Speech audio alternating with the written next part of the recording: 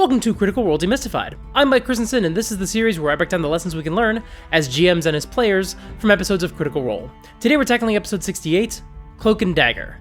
Now in the last video I put out, I referred to this as maybe one of the best episode names in Critical Role's history, but actually I think the video they just uploaded on Monday has the best episode name they've ever done. Well played, Critical Role. Well played. Anyway, as this episode opens, the party is on the shores of the Isle of Glint Shore, an entire island where the jungle and the beaches and everything was transformed into glass.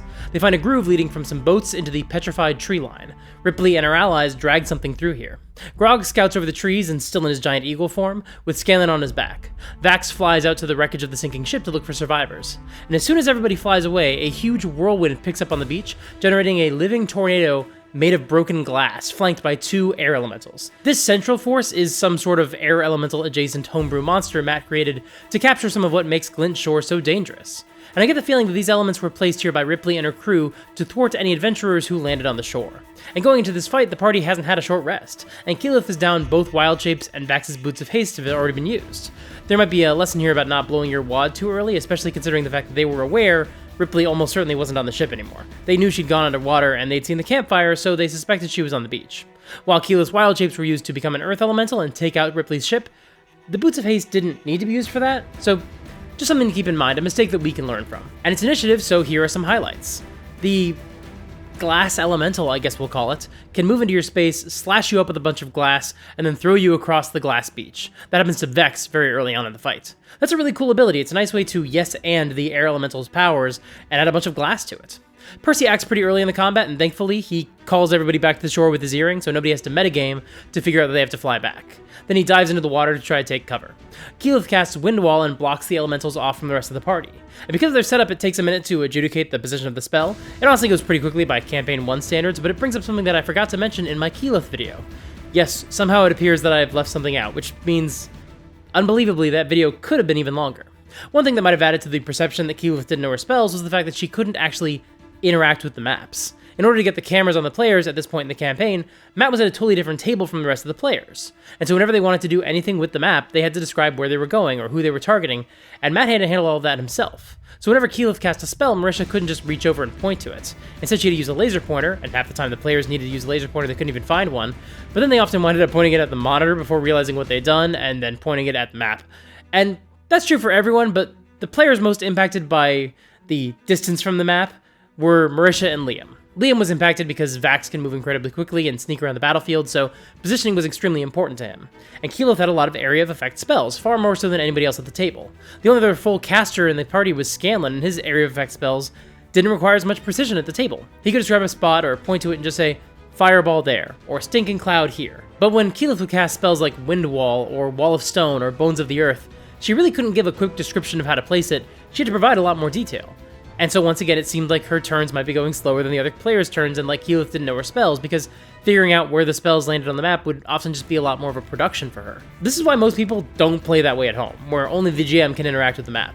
Even on a VTT, players can more easily ping a spot on the map, or even draw a radius for a spell themselves, because Critical Role's approach is born out of necessity, not because we should play that way. Anyway, the Wind Wall prevents the air elementals from getting through and attacking the party, unless the elementals go over the wall, which they will do later in the fight. However, Percy's on the same side of the wall as the air elementals, so the glass elemental is actually able to get into the water and thrash him some more. Grog is still a giant eagle, so he readies his action to attack, and then when Scanlan drops his concentration on polymorph, Grog is able to leap into action. Before you continue that, as soon as Bigby's hand appears, the eagle form vanishes, and Grog, you come out with your axes in your hands, angry. Surprise, bitches! Not raging, unfortunately, but you do get your Surprise, gents. Be angry, you're just not raging. Sam rolls a die at one point, and Talisman confirms it's cocked. I bring that up because I've seen people comment in the Keyleth video and claim that Matt always judged whether a player's dice was cocked, and no, false. He singled out Marisha once because he wanted to appear fair. Every other cocked die ruling was handled by the players. This is yet another example of how he was more harsh with Marisha than the other players. You're just wrong. Eat my shorts. Anyway, Percy's able to cut through a few of the elementals, and Vax kills another one, so they are out of initiative. Vex checks the groove in the beach, and Matt describes how she finds splinters of waterlogged wood in the groove. And the players immediately figure out that the bad guys are dragging something they fished out of the water. What a fantastic clue. Great job from Matt. Vax grabs the bodies of the sailors from the shipwreck and searches them and finds, among other things, 2 flare stones, rocks that can turn into signal flares. These go to the twins, mostly because Vax tends to wind up in trouble the most. I think that's mainly the reason. They track the trail through the trees, stealthing ahead as they get close. They hear voices, and this is where Matt has them determine their marching order. And that's always a good time for that, because the players know something is coming up ahead, so asking them for their marching order doesn't make them paranoid because they do know why you're asking. But on the other hand, they haven't seen whatever they're getting close to yet, so they can't make their decision based on that information. Giving your players just the littlest taste of a clue that they're getting close to something, and then asking them for their marching order is a really solid way to handle it. Vax sneaks ahead and sees a few people in a clearing. A female Goliath is leaning against a big chest. A young man in a dark hood is arguing with a woman wearing a magical blue cloak and wearing a gun on her hip. He falls back and reports to the rest of the party, and they start moving into position. Scanlan summons the Onyx dog to sick him on Ripley. The dog goes, Chesnut. I'm terribly sorry. What was you requesting? Oh my god, that's right, he speaks! Oh, hi. Hi. Hi. I'm Scanlan. this black mastiff kind of quizzically turns his head to you. Yes, I forgot. You can talk. Yes, what are we doing? Who are you? What is the presence here? Oh, hi. We're your new masters. Female? Great. Do you like kibble or meat or something? No. Are you... Can I ask a favor of you? Maybe. They ask the dog's name, and Matt says, well, you already know it. It seems like maybe he's referencing the code word to summon the dog, which they were told was good doggy in Elvish, but Sam doesn't remember the Elvish aspect, and if the dog has a name separate from that, Matt never told him what it was, and he can't find it in his notes right now. And just a heads up, the dog only appears 1 or 2 more times in this campaign, but they never figure out his name. And that's a shame, because I think Matt expected this to potentially be a fun character to join the party in battle every once in a while. But I honestly think because he didn't have a name ready, and he never clarified what it was the next time they asked, the party just didn't form a connection with this creature. And that's not Matt's fault. In an ideal world, he would have sent them the dog's name after this session, but he probably just forgot to do that. And as you'll see later on, it is perfectly understandable that the dog was not his biggest priority at the end of this session. That being said, I do think the better way to handle this in the moment might have been just to make up a name. Or even just say, his name is Good Doggy in Elvish, and then leave it to the players to decide what that sounds like. After all, Laura decided that Candle in Draconic was Hawk 2, so it's possible that the players could have come up with something fun. Or the dog could have said, every time someone finds me, typically they come up with a new name for me. And once again, the players can decide what the dog is called. After all, the party was able to name the stone golem, and they landed on Fastbender, so clearly giving them the freedom to come up with names can only be a good thing. But again, I don't really blame Matt for not finding a quick solution for the dog's name in this instance. I have the benefit of hindsight to look back and see that the cast never really knew what to call the dog, so the dog never really became a character. Although part of that is also owed to the fact that the dog can only be used every 7 days in the world of the game, and the way Matt's campaign is paced, that could be more than a month before the dog is used again. Anyway, at this point, as the party prepares to move into position around Ripley, Matt calls for a break. And that's really smart. This is the perfect time to do that. Well done to Matt. Because this is the last chance they'll have for a break before things really jump off, and taking a break later on will risk breaking up the momentum of this whatever happens next, this encounter, this role-playing scene, whatever it looks like. Plus, he gave his players information about what they should expect to find, and then he went into a break, so now, if they want, they can discuss strategy during the break, and it can inform what they choose to do when the game resumes. So when they get back to the table, Matt has placed a map, and the players can place themselves wherever they want around the bad guys. Then he has them roll stealth checks. And then, once he collects their scores, Matt describes what Ripley and the others are discussing. Ripley is saying they probably have 15 to 20 minutes before the party catches up with them, and the man essentially chastises her. He said, well, you said we had a full day. But Ripley, and Matt, make it clear this man is not higher in the hierarchy than Ripley because she pulls out a gun and points it at him, basically telling him to step off. He calms down, but insists they need to set a trap for the heroes. Ripley says that means they'll need to use the relic even though it's untested, but she just needs a second to think. And at that point, Grog's stealth roll means that he snaps a branch, and the bad guys all look up at once. Now, before we move on, let's discuss exactly what just happened. Because this scene has a lot in common with the scene where Vox Machina listened to one of the new nobles in Whitestone, in the first house they attacked. In that scene, Matt implied that the party happened to arrive at the exact right moment, and then used that scene to deliver some exposition, much like he does here. We get to see the hierarchy between Ripley and her underlings, and we get confirmation that they haven't accessed the relic yet, aka presumably they haven't started using Whisper, the vestige. And in that scene in Whitestone, the bad guys discussed how they were going to prepare to get the drop on the heroes, unaware the heroes were hiding in his closet about to turn him inside out. And Matt did that because it made the heroes feel badass, and it validated their decision. He's basically saying, yeah, it's a good thing you came here, you happened to catch them with their pants down, and they think they're about to surprise you. This scene is structured in much the same way. Ripley and her crew seem surprised that Vox Machina got here so quickly.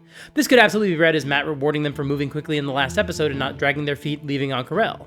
But also this could be his way of signaling that they made the right choice by not taking a short rest, since it seems like pushing through it meant they've caught up with Ripley before she could outmaneuver them. But also, Matt does another cool thing here. He collects the results for the stealth checks, and then he launches into the scene. But then he cuts the scene off by revealing that Grog didn't succeed his stealth roll, and the moment where Grog breaks a twig is integrated into the scene and made part of the narrative. That's a really nice trick and something I wish I did more in my games. So the instant Grog breaks a twig, the rest of Vox Machina with ranged attacks and spells all fire them at Ripley. You throw both daggers, one goes into her shoulder and she kind of pulls back, the impact hitting, but you're kind of like seemingly resisting, not taking the full brunt of the blow. The second one hits again, and there's kind of a delayed reaction from the impact. She's like, ah! Stop! Stop! The way Matt describes that damage is really important for a reason we'll discuss in a minute. But as Ripley says, stop, Percy hesitates. He casts Hex on her, but he holds his action, and calls for her to stand down. Keyleth tries to cast Hold Person on her, but nothing happens. Maybe she saved against it, but Matt didn't roll anything, so Mercer thinks it's probably just the cloak making her immune to the spell. After all, they know it's a magic-devouring cloak, so what other explanation could there be? But Percy allows her to talk, as the rest of the party moves into new positions and makes new stealth checks. As they do so, Matt calls for a perception check, and the twins do pretty well, so he whispers something to them, and only them. Now, Matt was able to deliver some exposition through his cutscene before the party broke stealth, and now Percy's opened the door for Ripley to say more things, so Matt seizes on this opportunity. Ripley offers to just turn and walk away. She got some relics, Percy got some relics, let's call it a draw. She has no interest in the dragons. She talks about her philosophy, that humans are more adaptable than the other more long-lived races. Percy's their key to beating the dragons, she's not worried about any of that. She keeps talking about her philosophy, she mentions how religion is a thing of the past, but Percy cuts her off, promising to pay her henchmen to kill her. But she throws out the information that she knows will hurt him the most. She's already sold 6 guns across Vasselheim and Ank'Harel, and she also sold the instructions for how to build guns to 2 curious tinkerers. The genie is out of the bottle. She did so partially because she needed the money, but also he told her that it would drive Percy mad. Percy sighs and says he'll have to find a way to live with that, and he opens fire on Ripley, and Vax follows suit. But Matt describes the bullet and the dagger flying harmlessly through her form, and she smiles. And that is why there was a delayed reaction to Vax's initial daggers. That is why Keyleth's spell had no effect. And that is also why Ripley's dialogue was perfectly synced to their arrival, with all the information the party needed to hear to be sure they had the drop on her. That wasn't Matt giving them exposition, it was Ripley herself, in the form of her complex illusion spell, because the whole thing is a trap. Oh yeah, it turns out she did have enough time to lay a trap for them. The idea that she didn't was part of her lie. Because at this point, a fireball flies into the center of the illusion from somewhere in the trees and detonates, and there are 2 huge explosions. The party has to make dex saves or take 65 points of fire damage. The dog is instantly killed and reverts back to an onyx statue, scattered into the trees somewhere. See you in 7 days, Sparky. And Matt narrates that as part of this explosion, they can smell gunpowder in the air. This was Ripley's trap for Vox Machina. And now we also know why she got so much gunpowder when she visited Vasselheim. Sure, she needed some of it for the guns she built and the ones she sold off, but clearly she also used some here for this trap, probably in that wooden chest. Although I always thought she buried it for some reason, though that's never confirmed. Although you'll probably understand why I believe that, because Matt reveals a new map, with 2 huge craters, each 20 feet deep, with 2 Looney Tunes-style pillars in the center. This is a fantastic map, as we'll see as this fight goes on. It makes it really hard for anyone to get across the map and deal with other enemies, and considering how many ranged attackers there are in this fight, including some about to be revealed, that's actually a huge tactical advantage for the villains, to be able to keep the party away from them for as long as possible. But the heroes are going to be able to use it effectively as well. But if anybody wants to try to get around the map, they'll take 1 point of damage for every square of movement they move through, thanks to the sharp glass forest floor, unless they move at half speed. However, even such a brilliant map is not safe from ridicule, because later in the fight, these become nicknamed the Crater Boobs, and the pillars become the Nips. D&D players never change. So at this point, we get more of a sense of how many bad guys are in this fight. More figures emerge from the bushes. Ripley, some riflemen, and a mage. The party doesn't see the man in the dark hood yet, but they do see the female Goliath, because she was not an illusion. Apparently she was actually in the middle of the clearing, so she also took a bunch of damage from that fireball. I wonder if that was always the plan, or if Matt made that choice to help balance the fight, considering how rough Percy was after that first fight, and how low on resources Keyleth and Vax are. And at this point, the party rolls initiative for what might be one of my favorite fights in this campaign. Granted, it's a pretty long list, but I'd easily put this in the top 10. Oh, and Percy rolled a nat 20 on his initiative, because, of course. So since we're in initiative, we're going to cover the highlights. But also, this is the rest of the video. They're in initiative for the next 2.5 hours of game time. Has she actually been hit by the hex, by the way? The hex is still around. but meaning you cast the spell and it's a concentration spell. Actually, I need you to roll concentration. Oh, that's for fine. that. That's fine. So I'll roll a concentrate. What do I roll for concentration again? Oh, you got to roll a natural 20. That was a lot of you have damage, to buddy. roll above your damage. Or half the damage there. Oh my god! Shut the fuck up! It's a different dice, too. How? Jesus Christ, Allison. What the hell? Percy's able to move his hex onto Ripley. That's not really how the spell works. Typically, you can't cast the spell on someone who wasn't actually there, but this was a fun way for Matt to preserve the surprise without tipping his hand, and it's his game, so it's fine. Percy shoots at Ripley and then takes cover next to Keyleth behind a collapsed tree. They're actually going to wind up being in this spot for the rest of the fight. On Vex's turn, Trinket joins them to try to help protect Percy. On Ripley's turn, she takes off her artificial metal hand and casts it aside, and then a shadow arm emerges and replaces it. Shadows writhe around her, and a shadowy form appears behind her, its shoulders above hers, glowing yellow eyes peering out of the shadow. And Ripley says she's made a new friend recently. Seems he doesn't like being abandoned. So it looks like Orthac survived the attempts to destroy him in Whitestone, and now he's back. Ripley then vanishes from sight. The riflemen act after Ripley, and their guns work basically the same as Percy's, which means they also get jams when they roll low. However, unlike Percy and Ripley, these riflemen are not engineers, so when one of the rifles jams, the rifleman just drops it and pulls out a pistol. I mean, I suppose it's possible they didn't want to waste the action economy clearing the gun, but given the way these gunners are introduced as mercenaries wielding brand new technology, I think it's far more likely that they literally don't know how to repair a broken gun. At least that's what I would hope is the case, because that would be a really smart way to help draw a distinction between Percy and the gunners. Yeah, they can use guns, but they're not necessarily as technically gifted as Percy. They're, well, guns for hire. And this also helps balance the fight a little bit, because as soon as one of these gunners rolls low enough to trigger a misfire, they're essentially going to lose that weapon. And for some of these gunners, that might never happen. But that also means it's possible that a gunner will roll low twice in a row and lose both of their guns in one turn. Again, maybe they have the ability to clear the jams and they just lack that action economy, but that would also be revealing because, well, we'll discuss that later. Vax is looking for the cloaked man, but he's still not on the battlefield. Keyleth casts Heal on Percy. Now, she thought it was a group spell, so she regrets not taking Mass Cure Wounds instead, but at the very least, she can dump 70 hit points into Percy. Keyleth is also severely tapped at this point, and not only does she have very few resources left, but the party went into battle without a suite of buff spells on them.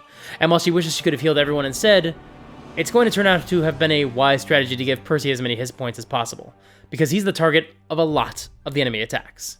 However, Grog wisely engages the riflemen in melee. If they want to shoot at him, they either have to disengage or take opportunity attacks as they run back and take a shot, which is overwhelmingly what they choose to do. Sure, it might not necessarily be optimal behavior to not disengage, but it's a good strategic decision on Matt's part for two reasons. One, anytime a rifleman disengages and runs away, Grog can catch up with them on his turn because he's faster than them, especially because he takes half damage from piercing damage, so he's ignoring the damage from walking across the glass. So disengaging really doesn't get them anything but a wasted turn.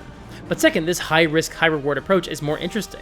It gives Grog a chance to attack them as they run away, but then it gives them a chance to shoot Grog in the face. And considering the design of these guns and the potential chance of a misfire, it actually psychologically makes sense for these riflemen to not take the safe approach and do the riskier thing that means that they might do more damage. However, the hooded man jumps out of a hiding place and stabs Grog and does a lot of damage, so we've got confirmation that that guy's a rogue. Meanwhile, the mage moves onto one of the nipples and casts Prismatic Spray. Scanlan tries to counterspell it, but he fails. But Matt checks the book and confirms that Sam could inspire himself on this roll since it's technically an ability check. This is a great move from Matt, just helping his players learn the rules. I appreciate that a lot. All right, to inspire myself, I take a big handful of Fusaka.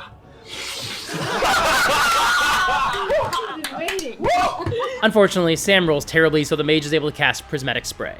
Thankfully, due to the arrangement of the battle map, the mage can only catch Scanlan and Percy in the blast. And that's a good thing, because this is a potent spell. Percy takes 10d6 fire damage, and Scanlan gets hit with 2 rays. So he gets 10d6 lightning damage and 10d6 acid damage. Thankfully, he makes a save, and he has acid-resistant armor, so it's not as bad as it could have been.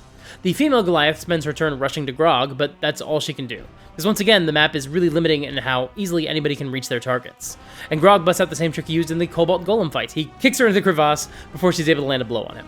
Then he ignores the rogue and focuses on rushing the riflemen and attacking them in melee, which is so smart. He takes half damage from their bullet hits, and they have disadvantage to hit him when they're in melee with him, so he's perfectly suited to draw their attention and mix it up with them, so they have to focus on him. It's honestly such a brilliant strategy, and I didn't see anybody comment on it, but I honestly think it was a game changer for this fight. If he was trying to hit them from ranged, or if he'd focused on the rogue, then this fight could have gone so much worse. That being said, it's not going great. Ripley reappears, shoots Percy, and uses grit point abilities, and casts Hex on him. So she's got a whole bunch of the same powers as Percy, plus a few extra thanks to her wizard levels. That's how she's able to cast the spell that made her vanish, and it's also why she's probably the source of the illusion and the fireball from earlier. I saw so many of the comments of this episode refer to her as having 15 levels of fighter and 5 levels of wizard, which if true would make her level 20.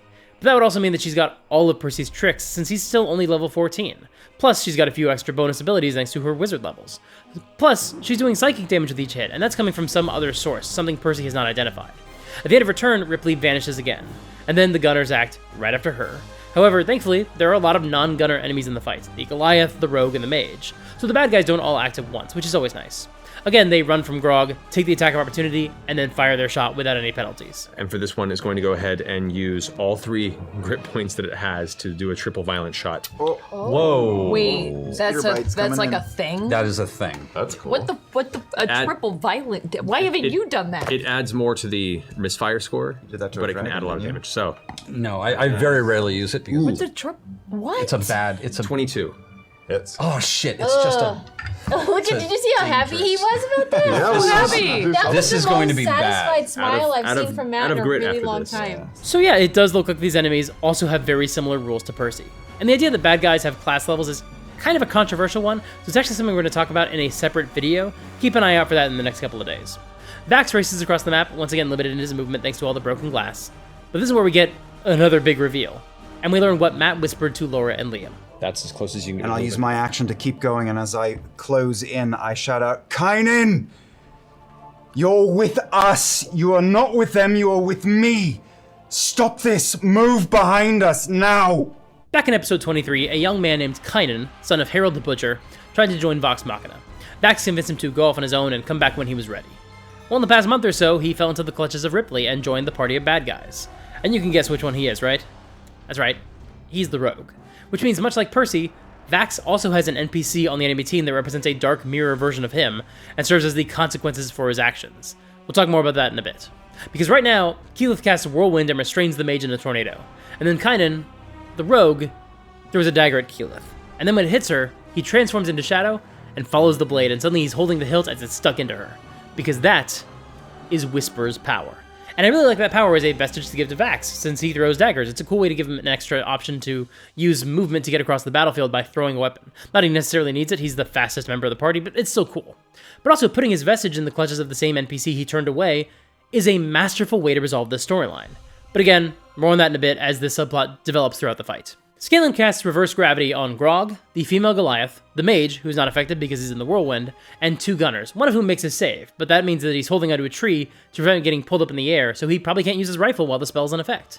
And then Matt asks, do you want to leave the spell going or drop it immediately? Because Scanlan could just end concentration and then everyone who got pulled 100 feet in the air would drop and take a bunch of damage. However, Scanlan decides to leave the spell up and let them stay in the air. This would be a great tactic if not for the fact that most of the people in this fight are ranged attackers. But also, it's about to not matter at all, because the Mage is about to throw a huge wrench into things. Now he's restrained in the Whirlwind, but that's something that has a much bigger impact on other enemies, like people who make attack rolls. In fact, just about every other enemy in this fight would have been the perfect target for this spell. But unfortunately, the Mage doesn't have to roll to attack, so he casts Chain Lightning on Keyleth. So Keyleth, you take 59 points of lightning damage. Oh shit! I take what? 59 points of lightning damage from the chain lightning spell that just hit you. Oh, Chain lightning? wow. That's a powerful. What kills you in this game? Now it's just death saving throw. Now- I just go to 0. Yeah. Zero. That's Take the it from only- us. We've been unconscious. You're fine. You fall unconscious, the whirlwind vanishes, and the mage kind of Floats to 100 feet in the falls air. prone, does not have any, cannot grab on anything because it was actually lifted up in the air, so the mage is 100 feet now in the air. 100 feet in the air. Yes! Dylan! Yeah! However, 3 bolts then leap from the target to as many as 3 other targets. Oh, so that's going to be Oh shit. first. That includes Scanlan. Too. So Scanlan, Percy, and Trinket all get a bolt. Oh my all right, God, so we're gonna die. 12. 12, 23. 23, God. and Trinket. 6! Oh, shit. So you took how much damage from the 59? Yeah. 59 points of lightning damage to you. Oh, Scanlan goes unconscious in the ground. 30, fuck. Does that? Percy, you Both of your take healers are out. BT dubs. 9 points of lightning damage to you, Percy. Hold on, I gotta do some math. Oh my god. Are you out too? No, I'm good. Come on, I'm Percy. good. 29. Okay. This is... And Trinket takes 11, yeah. 59 points of lightning damage. Trinket is unconscious. So Trinket turns into a little burst of dark bear shadow, shoots into your necklace. And everyone falls. And everyone falls. No. Why? Yeah, because I'm Kynan went dead. unconscious. Unconscious. Me and you, man. We're Concentration's out. gone. It's 10. Everybody, wake up! The gunner and the mage hit the ground and die, which means the mage effectively killed himself on his own turn, which is pretty hilarious. And Grog is down to double-digit hit points now, which doesn't sound that bad. Until you remember that he started the day with 206 hit points. The fact that he's in the upper 90s is actually not a great sign for how the rest of the party must be doing at this point in the fight. Percy uses diplomacy to stun Kynan. I mean, he uses his electric glove. He doesn't stun Kynan with his way with words. And then while Kynan is stunned, Percy attacks with his sword, doing some automatic crits, and also rolling a natural 20. Like, it doesn't really make a difference. All the attacks on a stunned enemy are crits, but it's still neat that he actually got a 20. And Grog gets to kill the female Goliath, who literally spent the whole fight running around the battlefield, and we're getting yanked around the battlefield. Not too different from how Grog has spent some recent fights, come to think of it. How do you want to finish her off? How do you want to do this? Man, doesn't it suck when you don't even get one fucking hit? Ripley reappears, but she has to use an action to clear her jammed gun. That's a success. So she repairs it with her action. But she can't fire unless she has a, An action, sir? Fighter. Fuck, I shouldn't have even said my goddamn Oh it. no, it's on the list, don't worry. Alright. Again, we'll talk about this soon, because there are virtues to giving your villains class levels, so your players actually know that the villains are playing fair. But it's a complicated topic, that's why it's getting its own video later in the week. Ripley loads her weapon, and then with her next action, she shoots Percy, knocking him unconscious. And then she takes her next 2 attacks and shoots him 2 more times, taking out 2 more of his death saving throw failures. And then at the end of her turn, she does not vanish. Because what the party doesn't realize is that Ripley is under the effects of the 2nd level spell, Blink, which has a 50-50 chance of working every turn. When she fails to blink out at the end of her turn, she says, "Curses," and then she runs across the battlefield to get into a new position. That's another little note for how Matt has designed Ripley. She doesn't swear. That's a very deliberate character choice, and it's consistent across all of her appearances. And it's really clear in moments like this where she's clearly cursing. She literally says "curses," but she refuses to cuss. Although there is an exception. In a little bit, Grog will run up to her and slash her with his axe, and she'll say, "Shit! Shit!" And while I think Matt probably just forgot in that moment that Ripley doesn't curse, it's also totally reasonable that someone who might never curse would actually just curse when a 15th level Goliath hits them in the chest with an axe. Heck, my mom never curses in front of me, but she did make an exception when she was teaching me to drive, and I almost drove the car into a fence. And that is a way less stressful situation than being attacked by a 15th level barbarian. Now, I know what you're probably thinking. Mike, if your mother never swears, how come you swear so much? To which I would respond, damn, bitch, be cool. Shit, my mom doesn't watch these videos, don't tell her how much I swear. Fuck. Tits. Anyway, Percy is hurt. And unfortunately, the riflemen are next to go. Oh my god. She shouts over her shoulder, "Finish him!" This one over here, looking over to the side, takes a shot. The 3rd bullet sinks into Percy's form, and the breath fades to stillness. The necklace shatters around your neck, the one that Pike gave you, and a sudden burst of divine energy fills your body, and you're restored to 1 hit point. Oh my fucking... Are you serious? Pike saving the day when she's not even Dude, here. that was it. That was When did she fucking give you that, man? Before she Before we left, left. before she left. She pulled it from under her bed. I'm here it is, John. Oh, Joey, living on a prayer. This necklace seems to be a one-use magic item that duplicates the effects of the Revivify spell. And honestly, that's a great design for a magic item. If you're ever looking to design a magic item and you don't want it to be too powerful or unbalance the game or make your fights less dire, making it a one-use effect is a really great solution. And Matt describes it well. As soon as the necklace is used, it shatters. And it's also very simple yet elegant design to just give the magic item the ability to use a spell once. In this case, at first I thought the spell was duplicating Death Ward, but that's not even true, because Death Ward kicks in when you're knocked unconscious. In this case, it really more serves to revive Percy once he's died. That also means that because this necklace doesn't prevent him from going unconscious, it's really not that powerful compared to what it could be. After all, even just based on the power level of the game, Death Ward is higher level than Revivify, because it specifically keeps you in the fight longer, preventing unconsciousness. This is a cool necklace, and it's really easy and very handy magic item to give to a high-level group. Speaking of healing the Fallen, Vex runs to Scanlan and heals him with a 4th level Cure Wounds. Ah, what a crazy dream. Scanlan. Hope it's real. And Vex chooses Scanlan because she knows that he acts before Keyleth, so that's the players strategically using the initiative order to their advantage, which I'm always in favor of. She also casts Hunter's Mark on Ripley since she's at least briefly in line of sight on someone else's turn. That has not happened yet, and it has been a severe disadvantage to the players. Vax once again pleads to Kynan to turn his back on Ripley and side with them. And the last time he tried, Matt basically just made a note of it, but Vax didn't even know where Kynan was, so Matt didn't allow him to roll anything. Now he's looking right at Kynan, and Matt calls for a persuasion check. And Liam gets a 19, which is pretty good. But this obviously isn't something that's going to be resolved with a single roll, because this is Vax's quest to earn Whisper. A couple of episodes ago, we talked about how most of the Vestige quest lines are structured in such a way that a specific party member will have to come face to face with an NPC who represents their greatest failures, or some other important ghost of their psyche. Kevdak had beaten up Grog and banished him from the herd. Sondor tormented Vex with her worst feelings of self-loathing. Ripley is obviously Percy's evil doppelganger. And now we have Kynan, who was sent away by Vax to go on a mission to prove himself to be worthy to join Vox Machina. Vax beat the hell out of Kynan and then said, "Come back when you're ready." Whatever that means. And so Kynan left a broken man with a vague quest. And if we're honest, the most likely outcome would have been that Kynan would have wound up dead in a ditch or some random corpse in the first level of a dungeon. But that's not what happened, because that would not be the most dramatic outcome. So instead he came back as Vax's counterpart in this combat. But he's also fully working for Ripley, and he needs to be deprogrammed. And in theory, this could be its own quest, but Matt folded it into this encounter instead. And that works really well for a few reasons. One, it adds a new dimension to this fight. The challenge isn't kill everything, it's kill everything except for Kynan, and see if you can try to convince him to turn good again while you're fighting him. Second, it does a nice job of enhancing Ripley's villainy. The party doesn't need more reasons to hate her, but on the flip side, it is pretty effective to find out that she converted Kynan into a killer in her service. Third, this helps combine plot lines in a really efficient way. Ripley is collecting vestiges, Vax needs to deal with Kynan, that's a big unresolved plot point for him, so if we combine those, we can give him the Dagger, Whisper, and that way she's still collecting vestiges, but Vax can still be forced to talk down Kynan in order to earn Whisper. And fourth, this allows Vax to have his quest for his own vestige without turning it into another full subplot.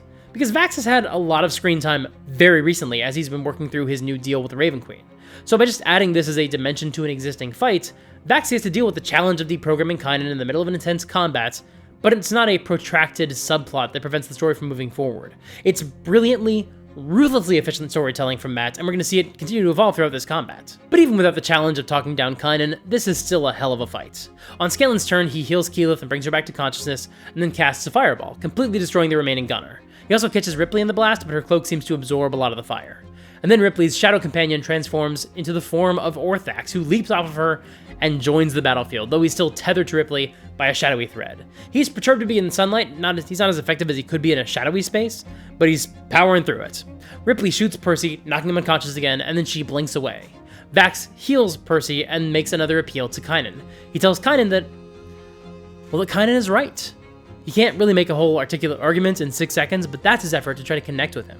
And he rolls again and gets a 17, another pretty good roll. Keyleth dumps some more healing into Percy since he's clearly the primary target for Ripley and Orthax. And then Kynan stabs Keyleth, knocking her unconscious. Then he drops the blade, his hands are shaking, he just says, I'm sorry. So Matt is making it clear that the deprogramming is making progress, he's apparently just surrendered, but he's clearly still conflicted to say the very least. But the rest of the cast is less than thrilled with Vax's continued efforts to try to rehabilitate Kynan. Your little project just killed your girlfriend. This battle is dramatic, but it's also exhausting. Keyleth has maybe never been knocked unconscious before this point, but she's already been knocked out twice in this fight now, and the party is severely running low on resources. I look at Keyleth and I fucking heal her. Scanlan bamps over to where Ripley was, and then he and Grog are swinging their weapons around hoping to catch her, thinking she might still be invisible, since they haven't identified yet that she's using the blink spell. And then Orthax dimension doors over to Percy and uses a power called Rampage Pulse. Keyleth, Vax, Percy, and Kynan all have to save against it. If they fail, they take psychic damage and attack somebody near them. Percy shoots Keyleth, and Vax stabs Percy. On his turn, Percy holds his attack for when Ripley returns, and then he drinks his last healing potion. They are not doing well. We need a cleric! We need a cleric with us all the time! Ashley! Ripley reappears, and Percy shoots her a few times, but he doesn't bring her down. So he loads his gun, but he knows he's probably not going to make it to his next turn. So he delivers one of my favorite Percy lines. No matter what today, I forgive you, but I cannot let you leave. Percy has been so defined by vengeance that the fans have literally nicknamed him No Mercy Percy. In the last episode, Vax literally told him, come on, we need the classic Briarwood-era Percy back to deal with Ripley. But in this moment where death seems practically inevitable, it seems like Percy wants to die with his heart unburdened by hate. This scene earned him a new nickname from the fans, Merciful Percival. And while that's not maybe 100% accurate here, given that he still feels he has to kill Ripley, it's clear that he's no longer interested in doing so out of vengeance, but because it's the only way to stop her from inflicting more evil upon the world. And this seems like Taliesin trying to wrap up Percy's character arc. He's been famously motivated by vengeance for so many of his most iconic moments, but the Briarwood arc ended with him setting vengeance aside. And so now he's been presented with another storyline where someone who wronged him needs to be put down, and so naturally this seems like another revenge storyline. But here, Taliesin is demonstrating that Percy isn't the same man he was in the Briarwood arc. He learned his lesson. And it wasn't necessarily clear for most of this Ripley subplot, so Percy spells it out here. He's not here because of hate. He's here because he's a hero, and Ripley is a villain, and it's Percy's responsibility to keep her from putting any more guns out into the world. That's it. It's as simple as that. It reminds me of, yeah, I know I've referenced this show a lot lately, but it reminds me of something like Season 2 of Lost. Throughout the first season of that show, a bunch of the characters had cathartic character arcs and learned and grew as people. And in the second season, they were essentially faced with a lot of the same choices again. And now they had to decide, have we learned our lesson and grown as people? Or will we keep succumbing to these same fatal flaws that ruined our lives off of the island, despite getting a clean slate while we're here on the island? And I think part of why this reminds me so much of that is that some characters on Lost learned their lesson right before they got killed off. And Taliesin absolutely thinks Percy is about to die. So he's making his character arc canonical while he still has a chance. So Ripley tries to cast a fireball on Percy, but Scanlan counterspells it, and so she blinks away. Keyleth casts Thunderwave on Orthax because she can't do much else. Vax readies an attack until someone is next to Orthax. Kynan apologizes to Vax, and then picks up Whisper and attacks Orthax. And that opens up Vax to attack, and they both give each other sneak attack.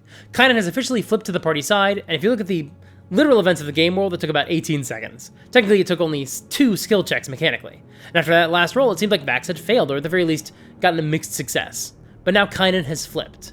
And I honestly think that Matt just read the vibes on this one. The party is drained emotionally and mechanically. Vax took 2 really good rolls, but on his last turn, he didn't try to persuade Kynan again, either because he forgot, or because he thought Kynan was no longer redeemable, which wasn't what Matt intended. And if I'm Matt in this moment, I don't know whether Liam forgot to try to persuade Kynan, or if he thought he'd failed and gave up hope. So it's time to clarify that Kynan is not beyond saving. On his last turn, Kynan literally dropped the dagger and said, "I'm sorry." So it's very likely that Matt thought that was a clear signal that Kynan had just flipped sides and was ready to start regretting his choices.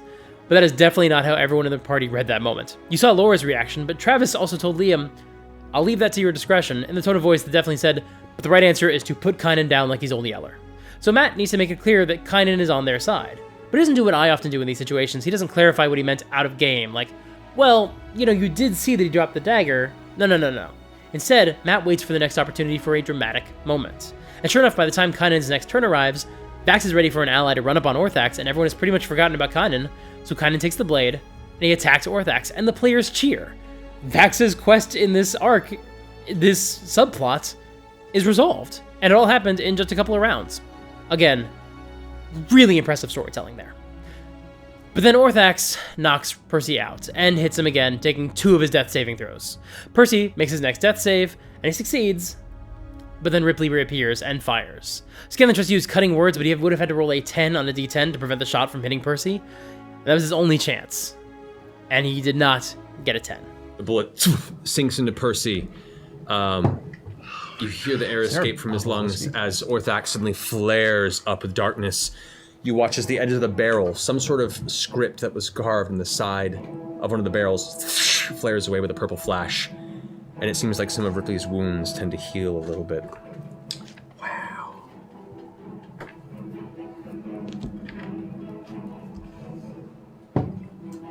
Splash 1. She goes,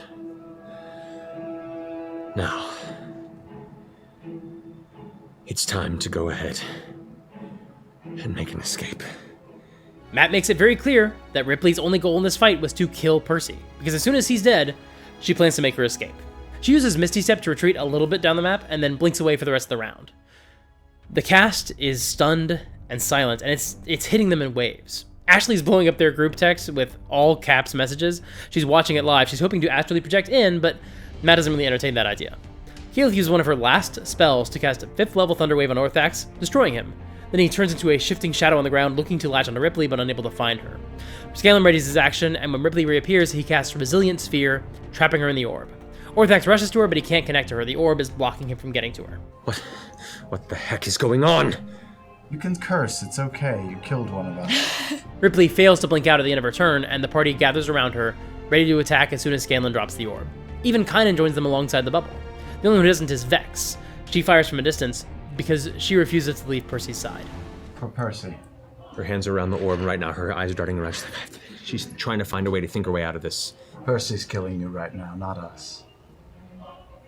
I drop it, and we all attack. Stab. Oblivion. Go ahead and roll. Grog.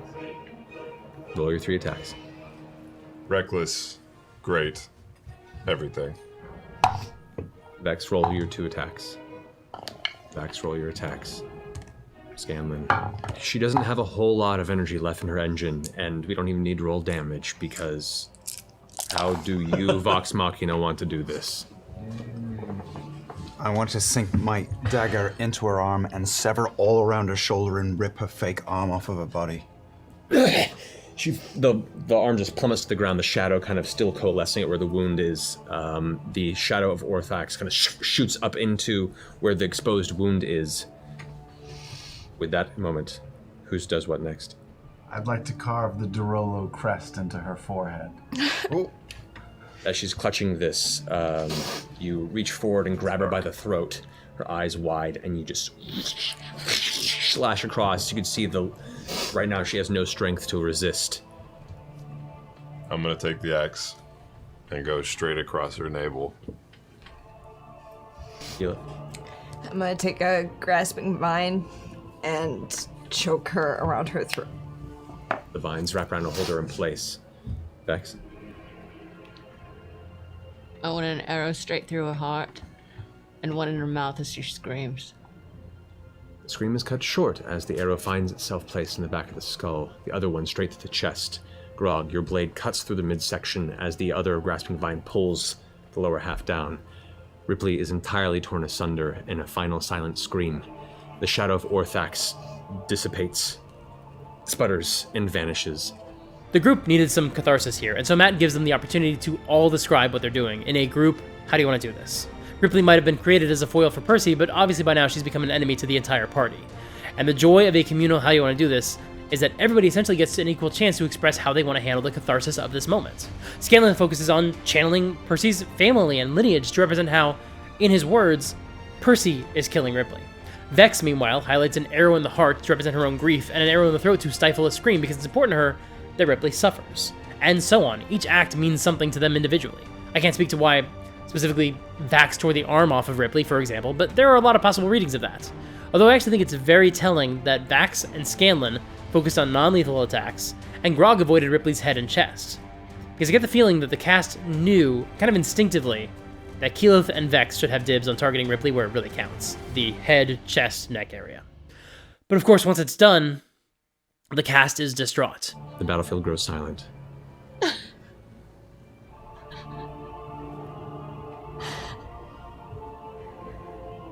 You all turn and look back over your shoulder and see the still body of Percy against the tree trunks over there. I'm still gonna try to cast Cure Wounds on it. I do the same. And that's where we'll pick up next episode. Oh, shit. The episode ends and Mercer says, wait, hold on. If this is the end of Percy, then we have to go get drinks. That was our promise. Because long ago, the cast agreed to all go out for drinks if one of their characters died. But in this case, there's a chance that this isn't the end of Percy. Pike could potentially help resurrect him, and it seems like Ashley is willing to move mountains to get into the next game. So because resurrection is possible in this world, the players are denied catharsis in this game. And obviously, if you've been around my channel for a while, you know that I have no problem with resurrection in tabletop games. I know some GMs hate it, and it's not even a thing in a lot of systems, but thanks in part to campaigns like Critical Role, I've always thought resurrection spells still had a lot of potential for dramatic and cathartic storytelling. But in this case, the players just wanted some sort of closure. After all, Percy's death did seem pretty final. Dramatically, it's not a bad way to end this character. But they're not sure yet whether or not it is the end, so they're kind of stuck in this emotional quagmire, unable to fully come to terms with it. Laura keeps asking if they can find a way to stabilize him or something. Meanwhile, Marisha just wants some sort of closure for the death of Percy. They're torn here, because they don't know if this is temporary or permanent. And Taliesin also isn't sure if this is the end of Percy. He even says that they're done discussing it for the night, he needs to process what happened, and he says that he's not going to have this conversation online either. And the conversation he's referencing is the discussion about whether or not Percy wants to be resurrected, whether or not his soul will be willing. And good on him for establishing that boundary. By the way, this is something that he doesn't want to share with his audience. He has to make this decision for himself. It's a personal choice and not one that should be influenced by chat. But he's absolutely weighing both options because, like we said, Percy got closure. Taliesin resolved that character arc. So now he's wondering, what's next? And we'll find out exactly what's next for Percy and the rest of Vox Machina next time when we discuss episode 69, Pass Through Fire. This is a very powerful conclusion to this brief subplot we've been on over the past few episodes, and I am really excited for the lessons we're going to learn from that one. And if all goes according to plan, this one should be out next week on Thursday, October 31st on Halloween, so keep an eye out for that. But I've also put out a bunch of bonus videos this month, and I've got more coming out soon, so make sure to subscribe and ring the bell. That way you can watch every video as soon as it comes out, which really helps the channel. If you want to help support the channel financially, if you're able to, consider joining my Patreon or becoming a YouTube member. Every new member at any dollar amount really helps make a huge difference in my life. Join my Discord server to hang out with other cool people like you, and sign up for my newsletter to stay up to date with all of my awesome updates. And just a reminder, there's an election here in the USA in about a week, and it is so important that you vote in that, make your voice heard. And you might be thinking, Mike, real-world politics have no place in these D&D videos, to which I would answer, it's my channel, I do what I want. But also, this episode that we just talked about is about how the proliferation of guns makes people less safe, so maybe there should be some sort of way of getting dangerous people to not be able to get guns so easily. This show might be kind of political, y'all. Anyway, this series of Critical Role episodes opened in Ank'Harel, which is a fun and vibrant fantasy city, but if you want a little bit of advice for coming up with the names of fantasy locations in your world, check out this video where I give you my advice for what makes a great fantasy name. This video didn't do very well in the algorithm, probably because I used a Titan AE screenshot as the thumbnail. I don't regret it, but go show that video some love, it would really mean a lot to me. Until next time, play fair, and have fun.